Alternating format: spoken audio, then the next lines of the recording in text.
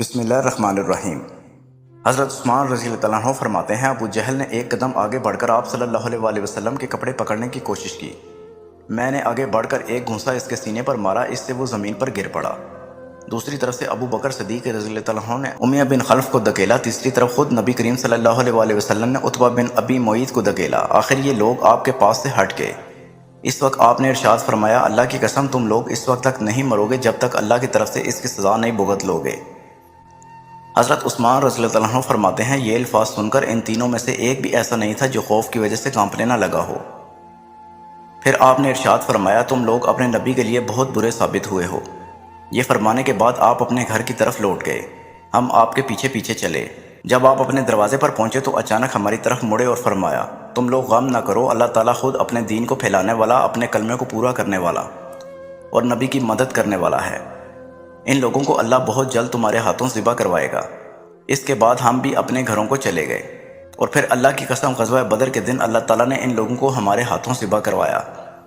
ایک روز ایسا ہوا کہ آپ خانہ کعبہ کا طواف کر رہے تھے، ایسے میں عقبہ بن ابی معیط وہاں آ گیا۔ اس نے اپنی چادر اتار کر آپ کی گردن میں ڈالی اور اس کو بل دینے لگا۔ اس طرح آپ کا گلا گھٹنے لگا۔ ابو بکر صدیق رضی اللہ عنہ دوڑ کر آئے اور اسے کندھوں سے پکڑ کر دھکیلا۔ ساتھ ہی انہوں نے فرمایا، کیا تم اس شخص کو قتل کرنا چاہتے ہو جو یہ کہتا ہے کہ میرا رب اللہ ہے اور جو تمہارے رب کی طرف سے کھلی نشانیاں لے کر آیا ہے؟ بخاری کی ایک حدیث کے مطابق حضرت عروہ ابن زبیر رضی اللہ عنہ سے روایت ہے کہ میں نے ایک مرتبہ حضرت عمرو بن عاص سے پوچھا، مجھے بتائیے مشرکین کی طرف سے حضور نبی کریم صلی اللہ علیہ وسلم کے ساتھ سب سے زیادہ بدترین اور سخت ترین سلوک کس نے پیش کیا؟ جواب میں حضرت عمرو بن عاص نے فرمایا، ایک مرتبہ حضور نبی کریم صلی اللہ علیہ وسلم کعبہ میں نماز ادا فرما رہے تھے کہ عقبہ بن ابی معیط آیا۔ اس نے آپ کی گردن میں کپڑا ڈال کر اس سے پوری قوت سے آپ کا گلا گھونٹا۔ اس وقت حضرت ابو بکر صدیق رضی اللہ عنہ نے اسے دھکیل کر ہٹایا۔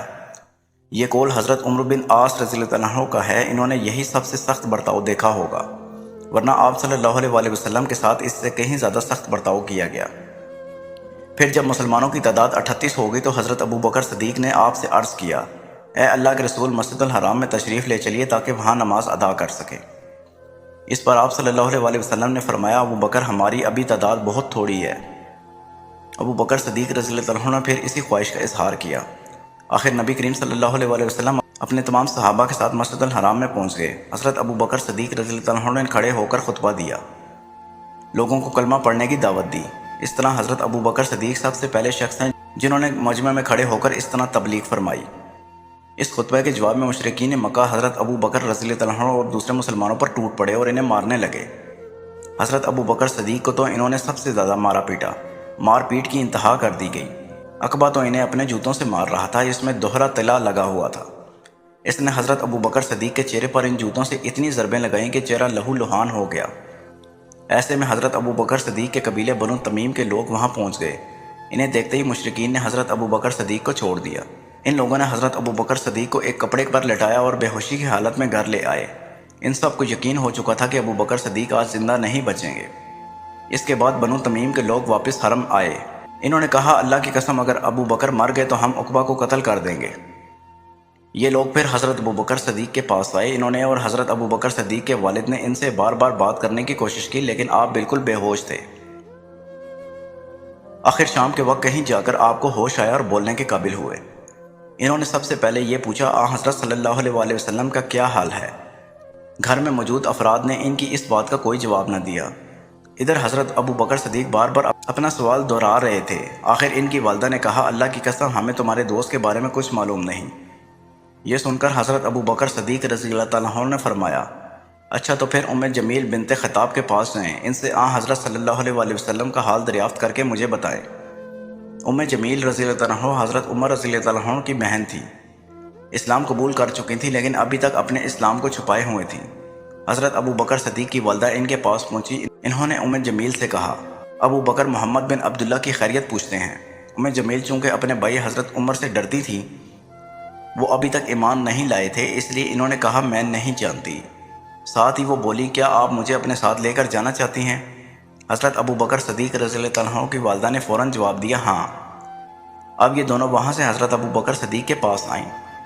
ام جمیل نے حضرت ابو بکر صدیق کو زخموں سے چور دیکھا تو چیخ پڑی، جن لوگوں نے تمہارے ساتھ یہ سلوک کیا وہ یقیناً فاسق اور بدترین لوگ ہیں۔ مجھے یقین ہے اللہ تعالیٰ ان سے بدلہ ضرور لے گا۔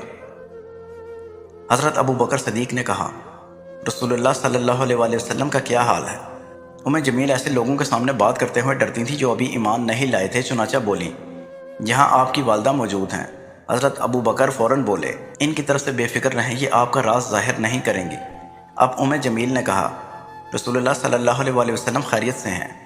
ابو بکر صدیق نے پوچھا، حضور صلی اللہ علیہ وآلہ وسلم اس وقت کہاں ہیں؟ جمیل نے فرمایا، دارالارقم میں ہیں۔ یہ سن کر حضرت ابو بکر صدیق رضی اللہ تعالیٰ عنہ بولے، اللہ کی قسم میں اس وقت تک نہ کچھ کھاؤں گا نہ پیوں گا جب تک کہ میں آپ صلی اللہ علیہ وآلہ وسلم سے مل نہ لوں۔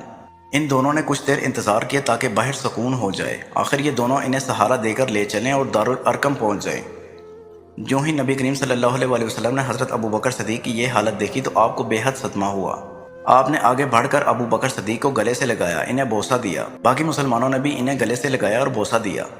پھر حضرت ابو بکر صدیق نے آپ صلی اللہ علیہ وآلہ وسلم سے عرض کیا، آپ پر میرے ماں باپ قربان ہو، اے اللہ کے رسول صلی اللہ علیہ وآلہ وسلم، مجھے کچھ تو نہیں ہوا سوائے اس کے کہ میرے چہرے پر چوٹیں آئی ہیں۔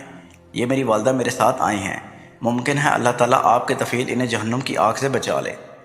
نبی کریم صلی اللہ علیہ وآلہ وسلم نے ان کی والدہ کے لیے دعا فرمائی، پھر انہیں اسلام کی دعوت دی۔